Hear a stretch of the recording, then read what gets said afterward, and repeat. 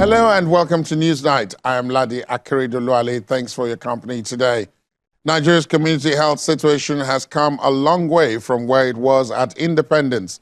A lack of focus on preventive medicine, as well as the absence of collaboration between various institutions within the healthcare industry, makes things worse.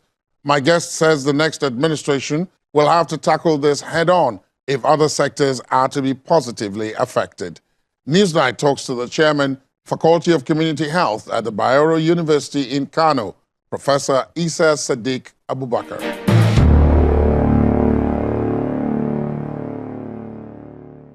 Professor Abubakar, thank you for your time. Welcome to the program from our Kano studios. Thank you very much indeed. Let's begin on a fairly general note. You are a community health expert, so I'm going to ask you if you give a kind of executive summary of how Nigeria's community health stands today. Thank you very much indeed once again. Nigeria is a country with a large population. In fact, we are the largest black nation on earth, and that means we have a lot of health challenges. I can say more than most countries in the world. This is because whereas we are still battling with a lot of infectious diseases, there has been a rising trend in the non-communicable diseases that are not infectious in origin. So day in, day out, you hear a lot of problems from different parts of the country. Any statistics you look at, it's not looking encouraging. Our health indices, be it maternal mortality, infant mortality, childhood mortality, or the prevalence of different diseases are very high. And if you look at our successes, we are still far from where we should be. Actually, the country has come a long way as far as community health practice is concerned, especially in the area of primary health care. Because since the first national health policy that was enacted in 1988, which came with primary health care as the cornerstone of the Nigerian health system, we've had a lot of programs that have been implemented in the area of immunization, in the area of health education, the control of different communicable diseases especially. But still, a lot needs to be done because still we are battling with those problems that have led to even the meeting of Alma Ata of 1978 that brought primary health care into existence. Let me just give you an example that as at that time, we did not have enough health facilities or health services were not keeping pace with the rising health problems. We are still having that now. A lot of investment still is on curative care to the neglect of preventive health care, and we are still having that problem. The preventive health services still needs a lot of push from the government especially. And then the technology we're using is not in tune with the realities of the day. Because most of the health problems we have can be tackled with simple technology which is available in our country at local level. But we rely on high tech, and then that is not helping matters as far as the challenges we are having in the health sector. We still need to implement a lot of programs that will help the teeming populace in our country. That brings me to, there seems to be an immediate nexus between community health on one hand and primary health on the other hand, because The community health talks would probably talk about health at the basic level, at the very bottom of the pyramid, in the smallest communities, villages, and other such settlements, and then move it all the way upwards. Primary health care also talks about something similar, and that is the stage at which the most common ailments are dealt with, not the sophisticated ones that require a massive investment in high-tech equipment, which you mentioned. Now, in terms of primary health care, I remember that there was a program where we were supposed to at least have one primary health care center in every local government area in order to ensure that people don't keep streaming down to the cities and to the capitals for health care. How has that been, particularly where you have been, which is northern Nigeria? Has that worked? The plan by government was to have one functional primary health care per political ward. And even if that is achieved, it is still a far cry from normal, because you still have other parts of that political ward with either no health facility or a non-functional health facility. So we still have a long way to go. And even the plan by the government has not been achieved to date. I think that is one area that they need to work a lot harder, so that the target itself of one health facility per political ward needs to be raised significantly and urgently. And that is the only way that the people at the grassroots will be covered with health services that is qualitative and is good in service, and then it is able to cover everybody and providing the needs of the populace with the lot of health problems we have, many of which are still communicable, and then we still have the non-communicable diseases rearing their heads also. And then we have the problem of mothers and children, which are also a very large chunk of the health problems we have that lead to mortality in our country. Let's take a look at the one you mentioned last, the mother and children part, because they constitute the majority of people who use facilities, health facilities, and especially primary health facilities or community health facilities as well.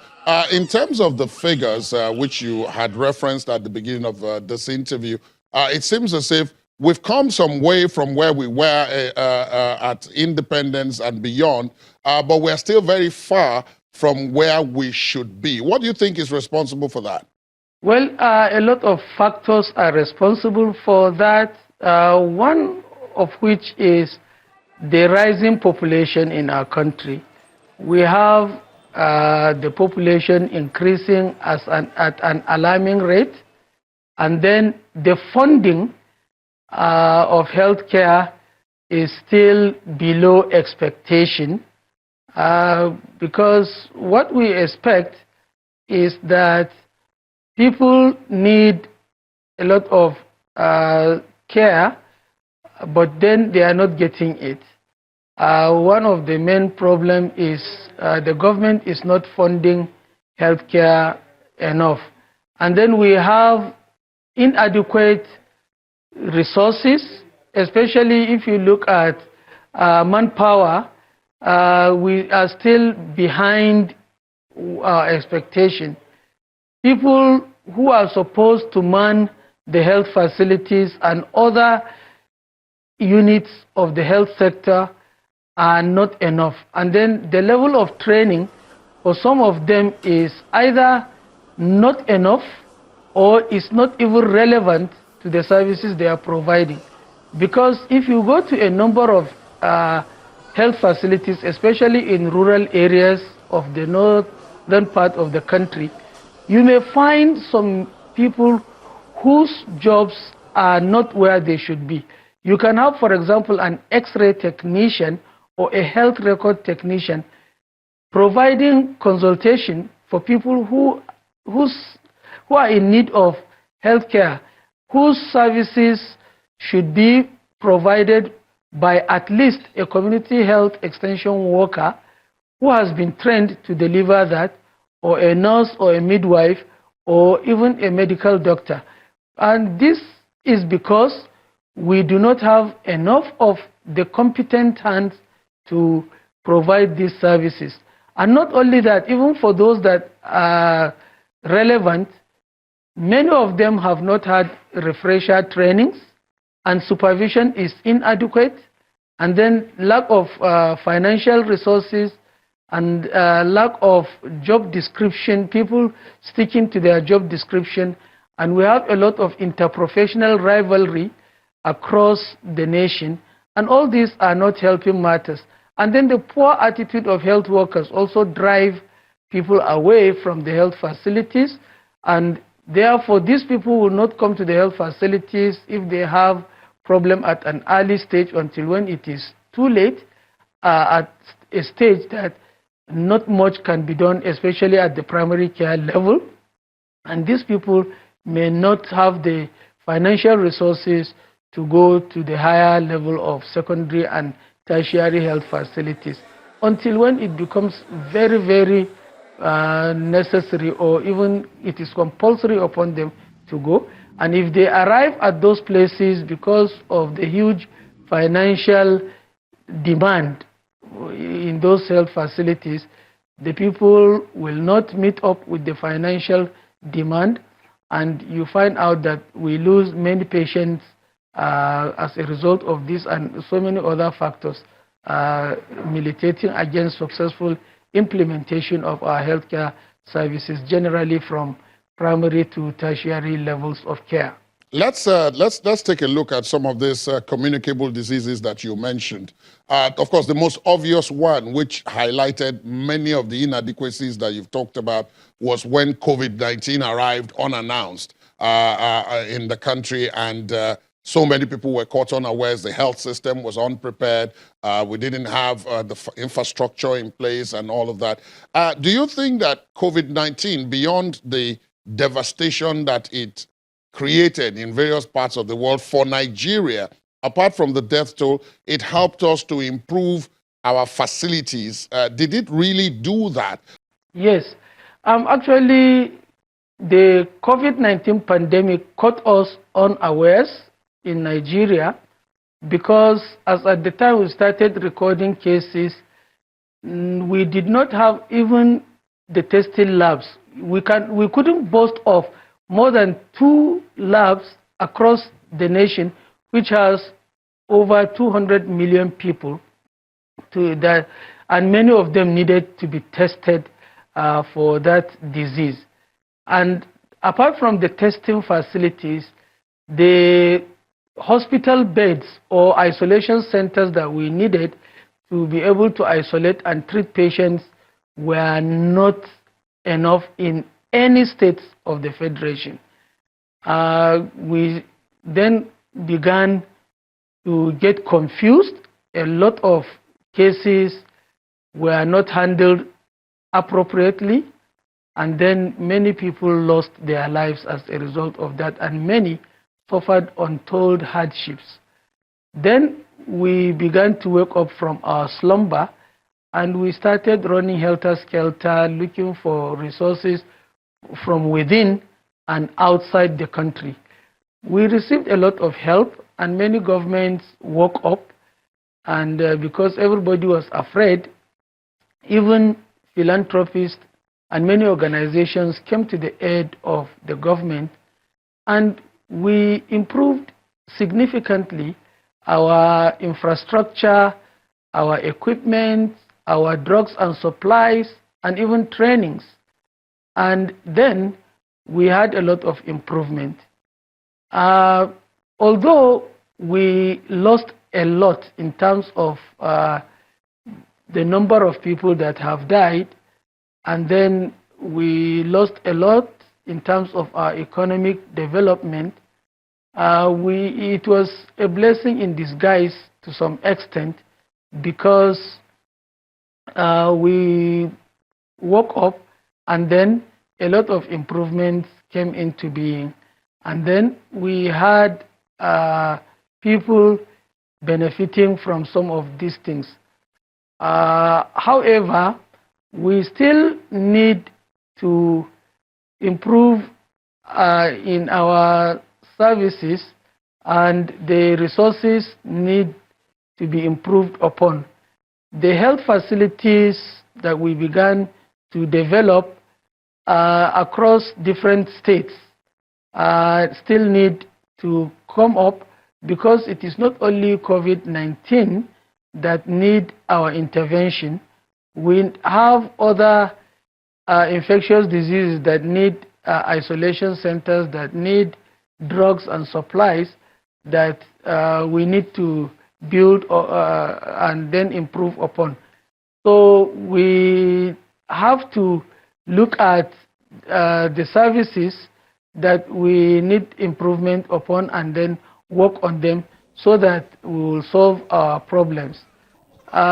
With regards to the interventions that are needed by government, the government needs to work up and provide more resources so that such improvements that are needed can come into being.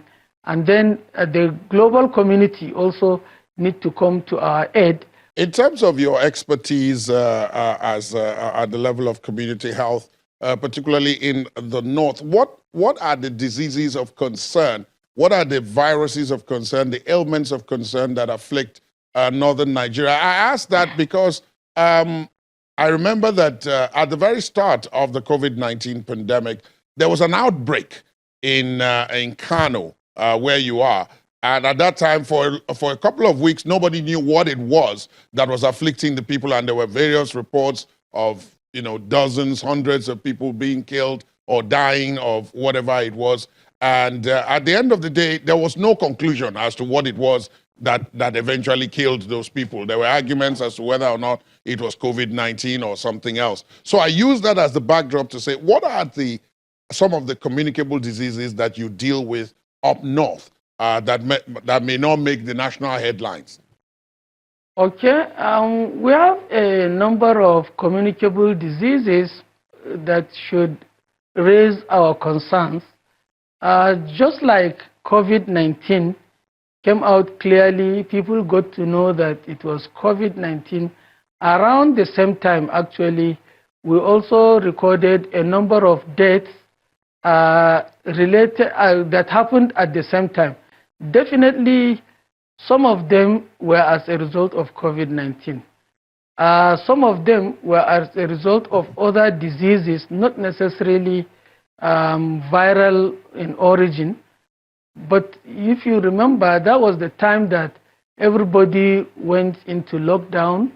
Many people who had chronic ailments like hypertension, with heart diseases, like diabetes, kidney diseases, especially those that rely on regular dialysis, they lost their lives because they were not getting services.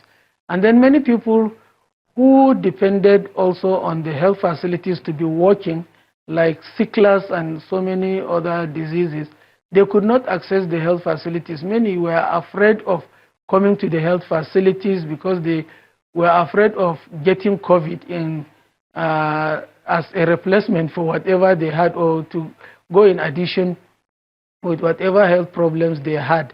And that also worsened the situation. And then shortly before then, we had emergence of Lassa fever that lasted for some weeks because we lost some of the health personnel in the tertiary health institution in Kano. But then, of course, we were lucky that one was controlled in a short while. And then we had, of course, the recurrent episodes of cerebrospinal meningitis that rear its head from time to time. And then we have a disease that they call MAJA. That is an infection or infestation that was not clear, because many people would consider it as malaria, but then after testing, it did not appear as if it was malaria.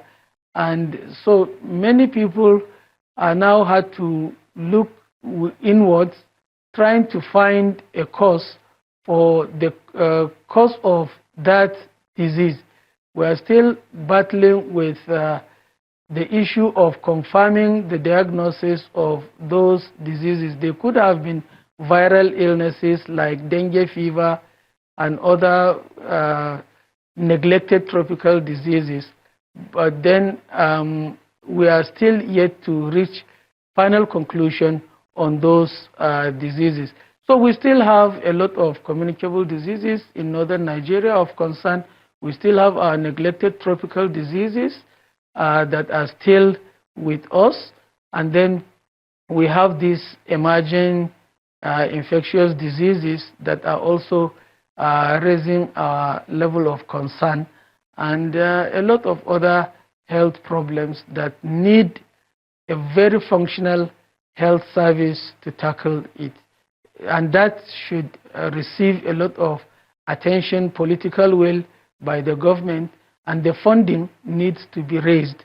And even the non-governmental organizations and philanthropists need to assist the government the way we did at the beginning of the COVID-19 pandemic. We need to continue those good will so that the government's effort will be complemented and the people will be the better for it.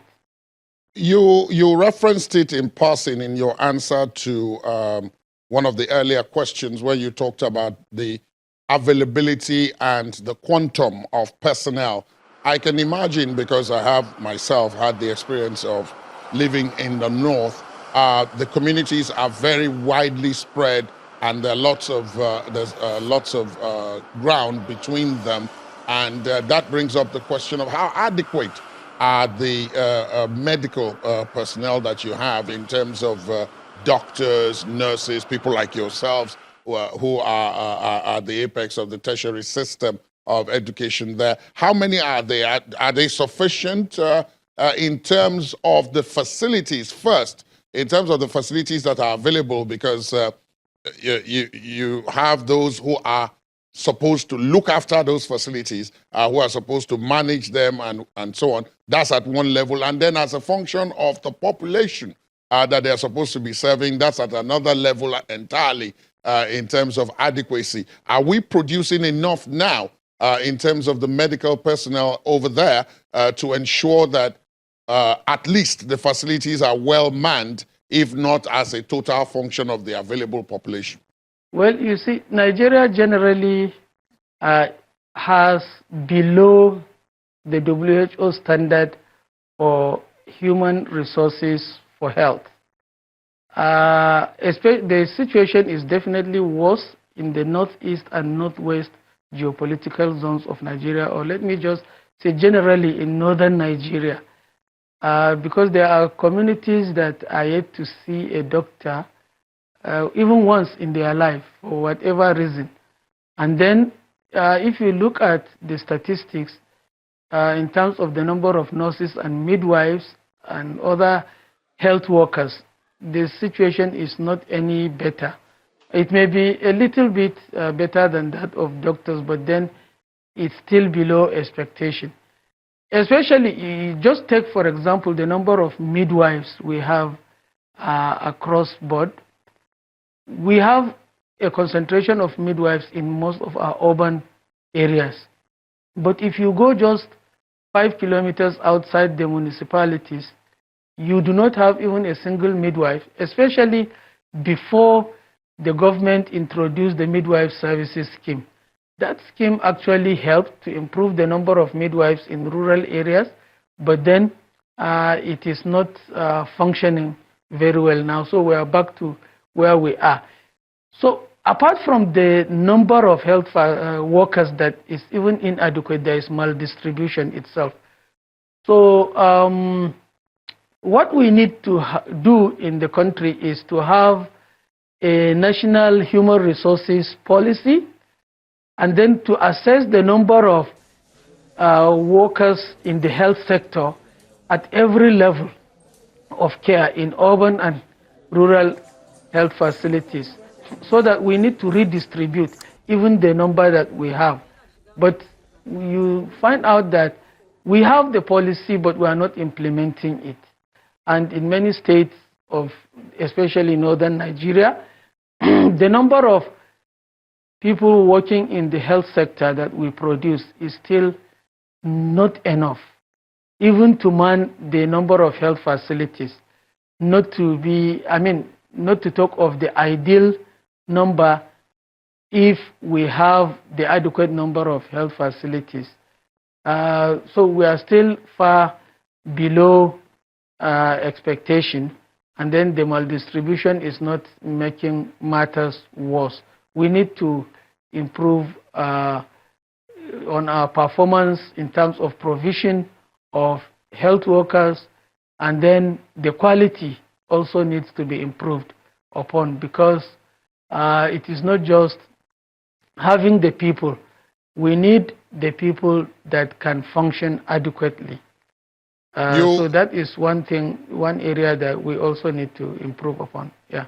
You mentioned when you talked earlier about the fact that when people talk about community health and so on, there is an overemphasis on the curative part as opposed to the preventive part. So my question to you will be in two parts. There's a common refrain that suggests that, if the preventive part is very well emphasized, there'll be no work for the doctors to do, because there'll be hardly anybody going to the hospitals to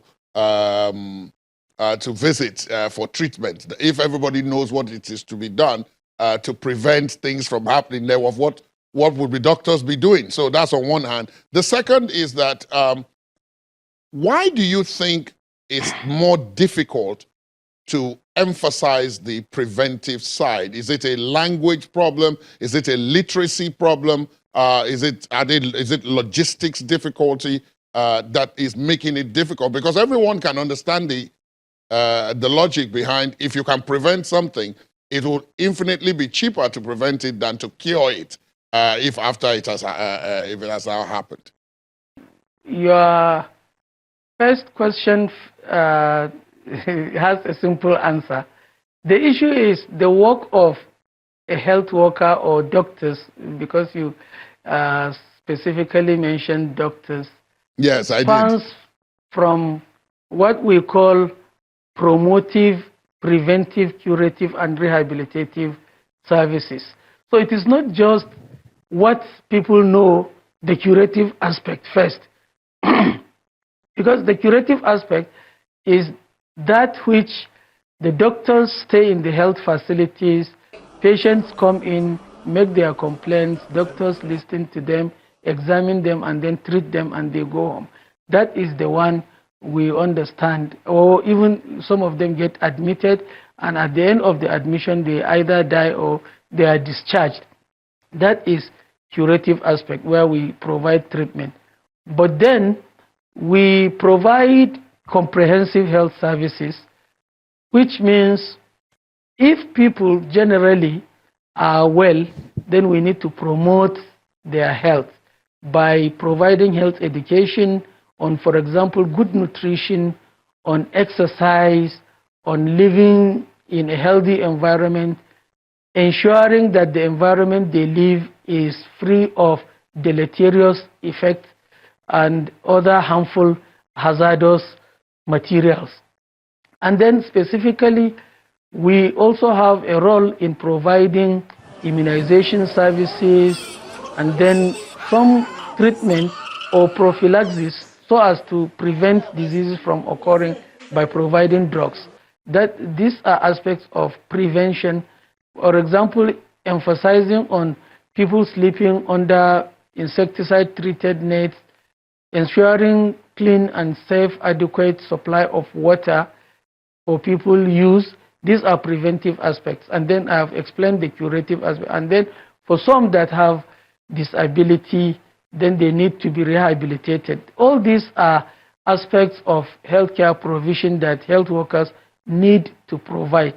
So it is not correct to say that if we are able to prevent the health problems, then doctors will not have work to do. So if we are able to cure people of diseases, it is still very possible for us to have a role to play in providing promotive and preventive services and even rehabilitative services. So that is one aspect of the question that I needed to make clarification upon. We need to continue to provide promotive, preventive, and curative and rehabilitative services, even if hypothetically there are no diseases. Doctors and other health workers will still have a lot of work to do in ensuring that people remain healthy. And of course, that is just a hypothetical statement. No matter how hard we try, we can only do what is possible, that is reducing those diseases to the barest minimum in whichever society you are talking about. No matter how developed they are still diseases that need cure. Look at the developed countries, for example, whereas they have achieved a lot in the fight against communicable diseases, many of the diseases we are battling with here are not in their societies. But if you look at the non-communicable diseases like cancers, like mental health problems, they are still battling with them. So there are a lot of things that health workers can do, even if they are able to cure many diseases. Then the second question, why it is difficult to concentrate or to provide the needed attention to the preventive aspect of healthcare as opposed to the curative aspect. This is something that needs what we call intersectoral collaboration. We need all the sectors of the human endeavor or the government to come together and work by looking at health as one of the functions of our overall socioeconomic development. By this I mean, if we consider health as very important, that it is only a healthy population that can lead to the socioeconomic development, then we will have water resources segment, for example, providing resources to ensure safe and adequate water supply for people to use, so that the prevalence of diseases that are associated with water will be reduced. The housing, works and housing component will ensure that the condition of people, where people live and work, is adequate to help them have a meaningful life. The agriculture sector will be able to provide food for people to eat so that they can have the nutrients they need to make them healthy. And you can look at all aspects of our human endeavor as helping to ensure healthy living for the teeming populace. And it is only when we do this that the sectors will be willing to provide these services, work in unison with the health sector, and that is how preventive aspects will be improved upon. Because the preventive aspect, most of it is not resting within the health sector itself. Of course, we know that there are aspects of prevention that the health sector can provide. For example, immunization, prophylaxis, insecticide-treated nets, for example, monofilament filter use to ensure that water is clean, it is wholesome, and things like that. So all these are helping to ensure that we prevent a lot of diseases, and then health promotion is also revamped. And by that, then it means that the population will be the healthier population, and that is how we will be able to improve upon. So it is only when we come together, all of us in different sectors, and look at health as a single entity that has components in every aspect of our life, that we will ensure promotive and preventive aspects are also given the priority attention, just as a curative aspect. Whereas people within the health sector will concentrate mainly on the curative aspect, but they still have a role to play in all the other sectors that will provide the needed amenities for people to have a healthy living, and the well-being will also be improved upon. There is something that has been said that many of the communicable and non-communicable diseases that we battle with in the country have cures, and in many instances can be prevented from happening and from us having the debilitating effects of it. I give an example in the wild polio virus. The vaccine for wild polio virus has been widely available both within and outside Nigeria for decades. But many people in the communities or at the community level, particularly communities outside the urban centers, in many instances have no access. But more importantly, when they have access, they refuse to take these vaccines under the guise that it is for one thing or the other, and so on. So there's a misinformation, a lack of awareness along the channels about what is really going on and what can best help their health status. Now, in that regard, in terms of awareness, have we done much better than we used to do? And if so, where do we stand now in terms of awareness for the general populace, particularly at the community level, in terms of what is in your benefit as healthcare, and along the lines that you've just spoken about in terms of preventive medicine, which is you don't wait until you actually have the thing before you now look for a solution. You can actually avoid having it at all. Yeah, actually, it's unfortunate the way we handled the polio eradication initiative in Nigeria. The plan, as at 1998, when Nigeria joined the fight that actually started globally in 1988, was by 2000, that was 2 years, we should have been able to eradicate poliomyelitis from our country.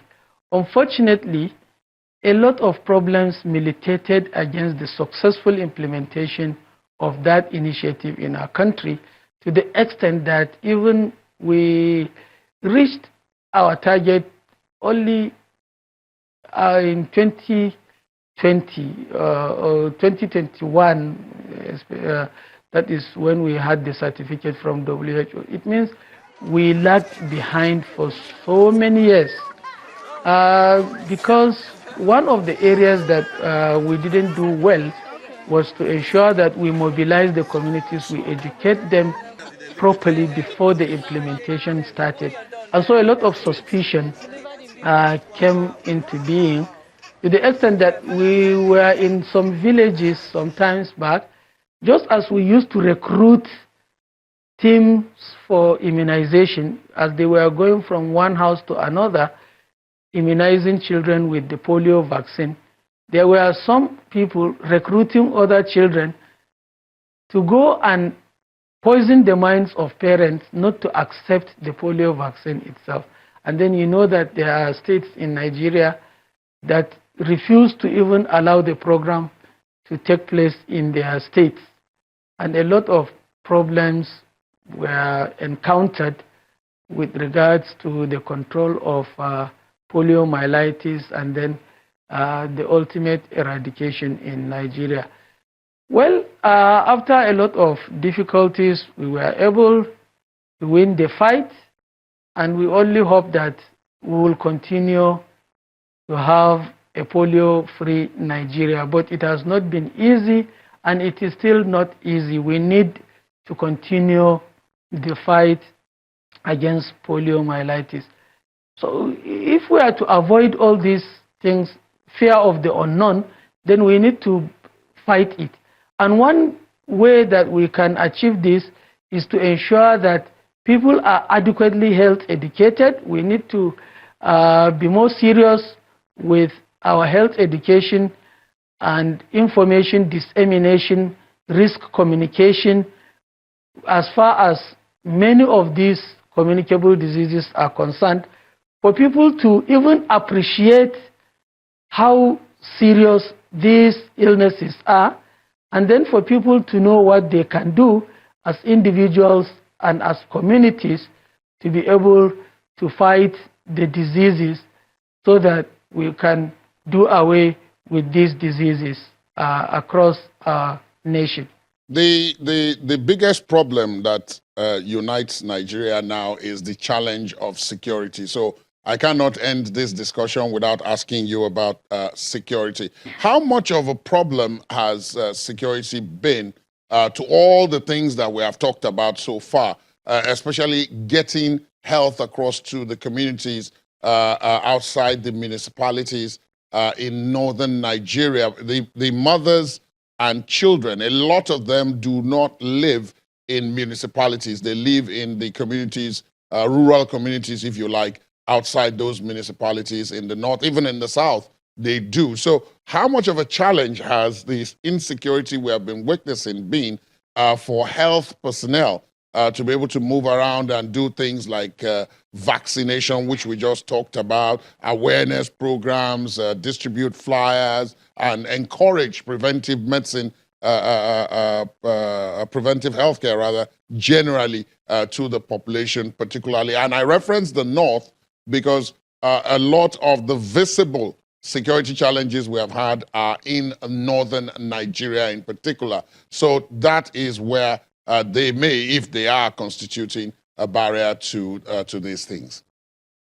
Of course, there is no gainsaying that security challenge is the greatest problem we now have, especially in northern parts of Nigeria. It is not allowing a lot of things to happen. And of course, the health sector is one sector that is receiving more than its fair share of the challenge. Many of the things we would love to do within the health sector is not happening because of the security challenge.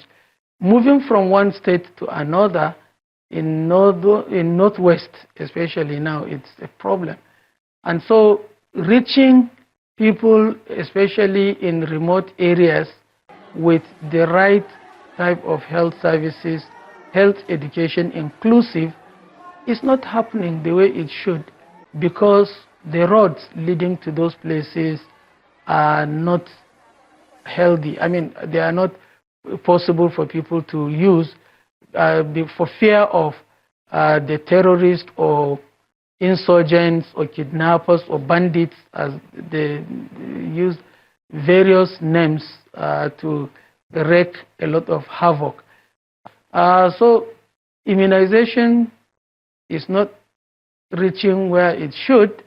Health education, a lot needs to be done, but it is not possible because the roads are not safe for people to get there. So we are having a lot of challenges, and of course, this is not a positive development for the health sector.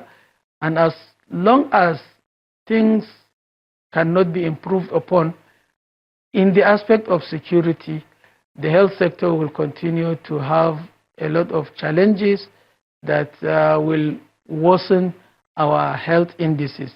This is one area that we are hoping that government will come in and help a lot, so that health sector will benefit from the safety of all our areas, of all our remote areas, so that they will continue to function and provide services.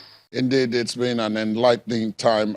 It's been a perspective that is unique. Professor Isa Sadiq Abubakar, thank you very much for your time today on the program, and best of luck. Continue to stay safe. Thank you very much for having me. Thanks a lot.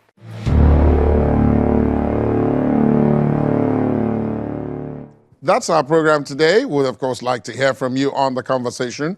Our social media handles are right there on your screen. You can also listen to this and previous episodes of the program via our podcast. Please visit our website, channelstv.com/podcast to get started. I am Ladi Akeredoluwale. Goodbye.